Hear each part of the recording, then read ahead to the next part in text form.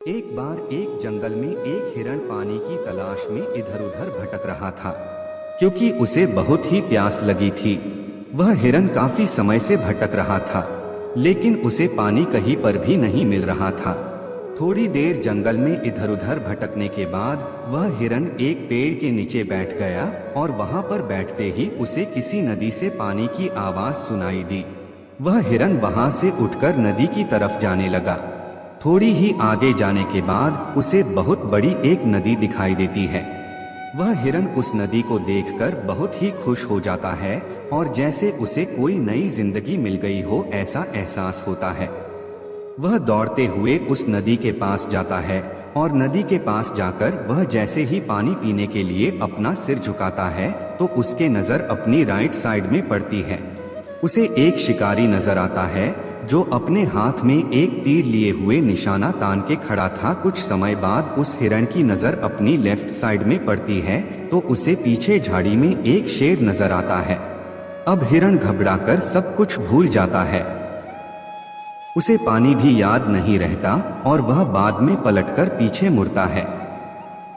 पीछे मुड़कर उसने देखा कि जंगल में बहुत ही बड़ी आग लगी हुई है जो धीरे धीरे उसकी तरफ बढ़ रही होती है। अब हिरण जाए तो जाए कहाँ।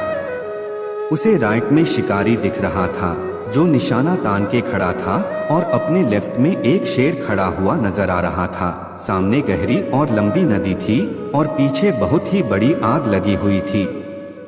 सभी रास्ते बंद हो चुके थे। उसकी चारों ओर से मुसीबत आ चुकी थी। अब हिरण सोच में पड़ जाता है। वह चुपचाप वहां खड़ा रहता है और तुरंत ही उसके अंदर से एक आवाज आती है, जब चारों ओर मुसीबत आ चुकी है, अब मुझे मरना ही है तो मैं अपना काम पूरा करके क्यों न मरूं, मैं अपना पानी पी के ही क्यों न मरूं। फिर हिरण आराम से पानी पीने लग जाता है। लेकिन थोड़ी ही देर बाद एक अजीब सी घटना घटती है। हिरण पानी पी रहा था कि तभी अचानक आसमान में काले बादल छा जाते हैं और बारिश होने लगती है। बारिश होने के बाद जंगल में जो आग लगी थी वह पानी से बुझ जाती है और पानी के बौछार होने के कारण शिकारी अपना निशाना चूक जाता है और वह शेर को लग जाता है।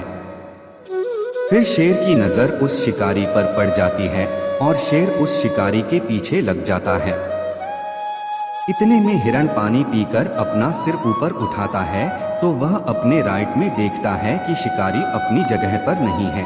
अपने लेफ्ट में शेर भी नहीं दिख रहा था और अपने पीछे मुड़कर देखा तो जो आग लगी थी वह भी नहीं दिख रही थी।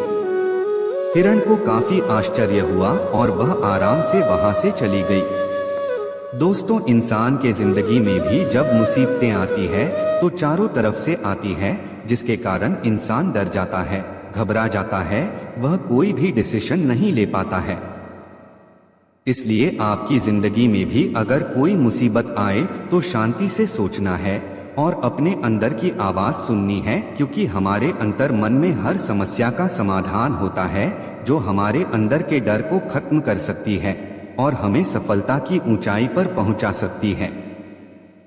इसलिए जब भी कोई समस्या हमें चारों ओर से घेर ले तो हमें डरकर या घबराकर भागना नहीं है, हमें अपने अंदर उतरना है ताकि हमें उस समस्या का समाधान मिल सके।